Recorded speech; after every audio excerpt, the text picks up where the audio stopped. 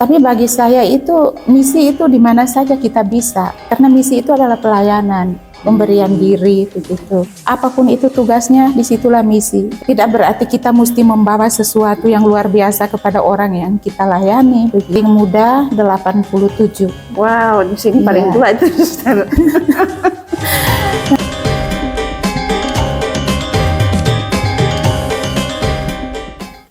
Halo Suster Ona, selamat datang di Eviat Media Center FMM Indonesia. Hari ini kami dari Eviat Media Center mau berbincang-bincang sedikit tentang misi Suster selama di Meksiko. Bagaimana pengalamannya, kemudian tantangannya, dan apa yang sangat-sangat berkesan bagi Suster. Dan juga apa pesan Suster bagi kami yang masih muda lah, mungkin nanti bisa dikirim kemana, siap untuk ke sana gitu. Nanti itu yang kita bicarakan. Tapi perkenalkan dulu nama Suster, dari mana gitu ya.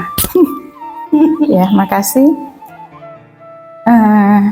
Nama saya Maria Ona Kerans, FMM.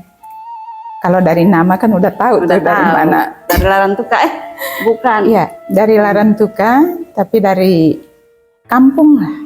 Ya, dari Baybalun. Ya.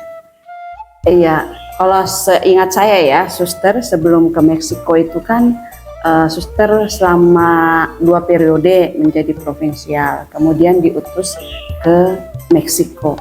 Kira-kira sebelum ke Meksiko itu, apakah ada bayangan gitu misi apa sih sampai di sana? Oke.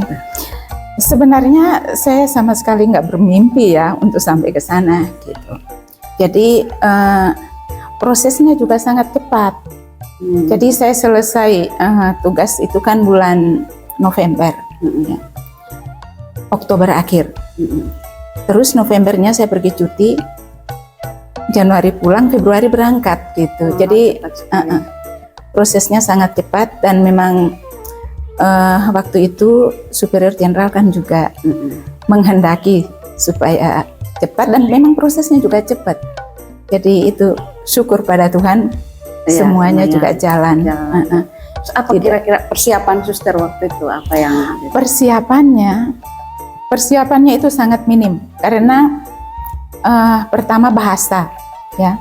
Bahasa itu kan kalau bahasa Inggris itu kan kita walaupun tidak menggunakan itu sehari-hari, tapi kita belajar. Ya, dari SMP kita sudah belajar, bahkan sekarang dari TK sudah belajar. TK ya. Jadi kalau di sana itu kan pakai bahasa Spanyol. Nah, Spanyol itu kan kita sama sekali saya nggak ada bayangan untuk itu. Kemudian waktu itu saya minta kepada provinsial Suster Juliati supaya saya diberi kesempatan untuk sedikit mempersiapkan diri untuk bahasa. Jadi saya dikasih kesempatan untuk itu. Saya 8 kali pertemuan gitu. Jadi basic ya, dasar sekali begitu. Dengan begitu lalu pergi. Wah, luar biasa Suster. Saya tahu itu bahasa Spanyol itu memang agak susah ya. Kalau J dipasang H kalau tidak salah gitu. Karena saya waktu belajar di Filipina juga, aduh yang lain kan dasarnya sudah tahu. Tapi saya ini basic sekali, aduh nggak bisa. Saya bisa membayangkan bagaimana Suster berjuang juga. Lalu sampai di sana, apakah membantu persiapan selama dari sini atau gimana? Sebenarnya persiapan itu membantu iya dan tidak ya, karena di sana itu di komunitas tidak ada satu suster pun yang bisa berbahasa Inggris kecuali provinsialnya waktu itu, tapi juga dia mungkin beberapa bulan di USA, jadi bisa sedikit lah komunikasi. Tapi kan yang lain itu sama sekali tidak, dan saya dengan apa adanya begitu masuk ke dalam komunitas, jadi memang agak susah.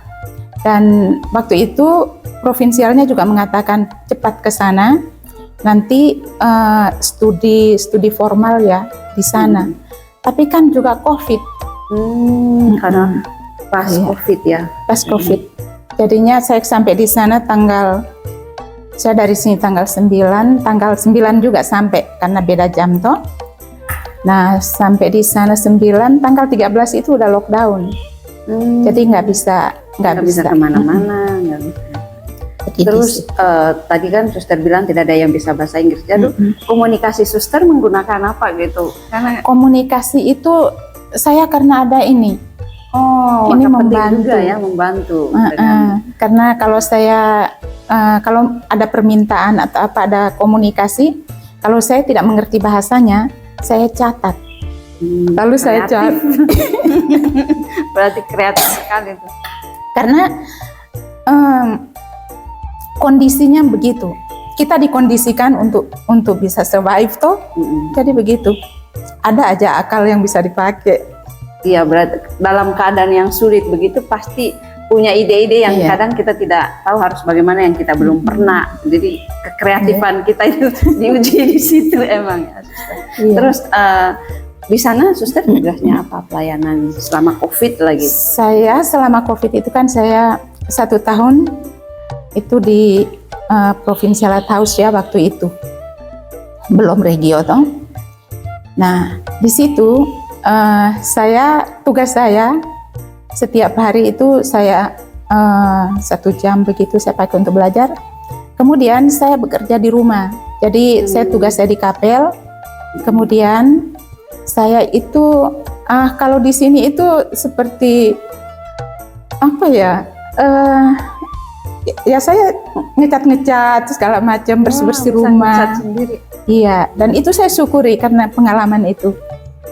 Jadi apa yang belum buat di sini di tempat lain, iya. Tiba-tiba. Dan saya rasa kalau saya tetap di sini juga saya tidak punya pengalaman seperti itu ya. Jadi saya bersyukur untuk itu. Iya, saya dengar suster di sana juga melayani suster-suster yang sudah lanjut usia, gitu. Iya. Tantangan kira-kira apa waktu itu ya? Kalau boleh kita tahu. Kalau dibilang itu mungkin yang pertama budaya. Ya budaya. Tapi juga kan kita tidak bisa juga kan menyalahkan budaya ya. Betul, budaya itu juga bisa dievangelisasikan sehingga ini. Saya lebih merasa bersyukur karena selama di sana itu saya merasa mempunyai kesempatan untuk menghayati karisma FMM dengan cara yang berbeda gitu. Ya. Misi tapi dengan cara yang berbeda. Sama misi gitu. Ya, jadi dari pengalaman suster itu bagi suster itu misi itu apa sih gitu? Kalau saya ya, kalau dulu itu kan sejak kecil itu kita kalau dibilang misi itu yang dari luar masuk ke dalam ya ke Indonesia. Kita biasa bilang misionaris-misionaris yang datang dari luar begitu. Tapi bagi saya itu misi itu di mana saja kita bisa. Karena misi itu adalah pelayanan, pemberian diri begitu.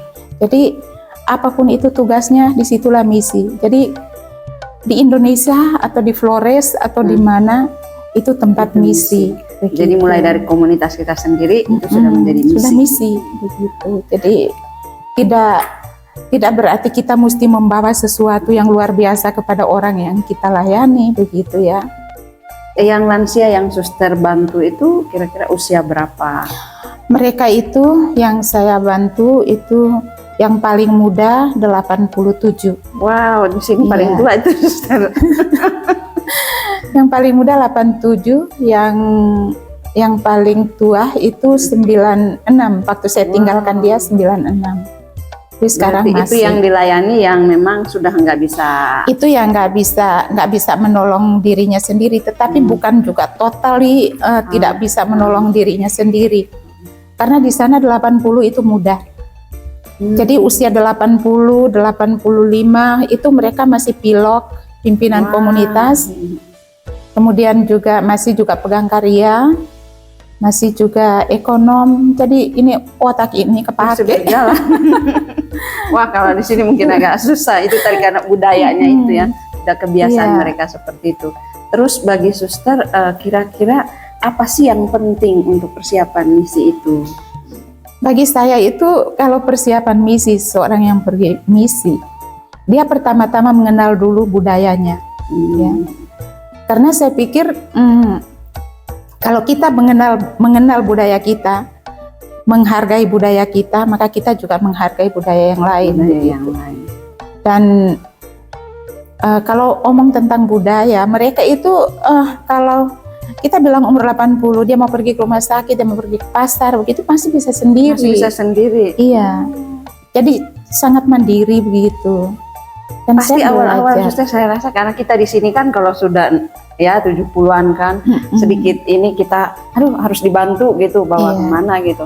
Mungkin itu juga adaptasinya juga bagi suster ya. Selain adaptasi itu juga tantangan untuk saya karena budaya kita beda. Kayak budaya orang timur itu kan yang tua itu mesti diperhatikan, mesti dibantu begitu. Sementara di sana itu saya diajarkan kalau semua kamu bantu, kamu spoil mereka begitu. Jadi kamu buat mereka seperti tidak berdaya. Tidak berdaya. Sementara mereka itu masih mampu begitu. Jadi itu di dalam komunitas seperti itu. Kalau mereka yang sakit ini, itu pun juga kita tidak bantu seperti mereka itu tidak bisa buat apa-apa. Contohnya misalnya, kalau dia itu sakit, ya, dia sakit, tangannya sakit, dia jatuh, tangannya patah, masih ada tangan yang lain untuk bisa membantu dirinya, menolong dirinya, gitu. Kalau kakinya begitu, juga sama, masih ada kan kaki yang lain, ini saya bantu, tapi kamu mesti gunakan kakimu, begitu.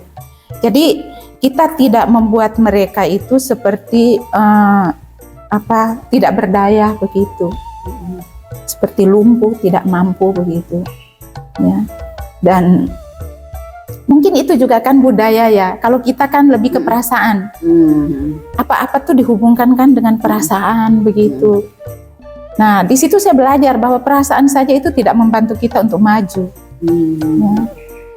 Oke lah, kita menggunakan perasaan, tetapi mungkin harus pada tempatnya, ada tempatnya, waktunya juga. Karena kalau semua dibawa perasaan, jadi harus seimbang berarti pakai pikiran, perasaan. Saya rasa. Ya, terima kasih Suster Rono. Dari pengalaman Suster ini, kira-kira pesan bagi orang muda gitu, khususnya FMM yang masih muda gitu, mungkin nanti dikirim bermisi seperti itu supaya jangan kaget. Kira-kira pesan Suster apa? Boleh di? Iya. Jadi untuk orang-orang muda, baik itu awam ya, adik-adik yang mau bergabung, ataupun juga suster-suster kita yang masih muda kan. Sebenarnya kita itu masih tergolong muda semua begitu. Nah bagi saya yang sederhana begitu, maksudnya sederhana saja, tidak usah punya mimpi yang akhirnya tidak bisa kita capai begitu. Kesiapsediaan dan berani ya.